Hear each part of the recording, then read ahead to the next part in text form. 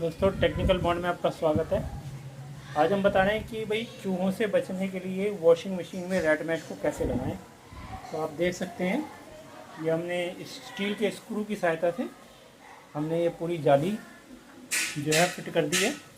तो अब चूहा कभी भी इसके अंदर नहीं घुस सकता, कोई रेड बाइट नहीं होगी।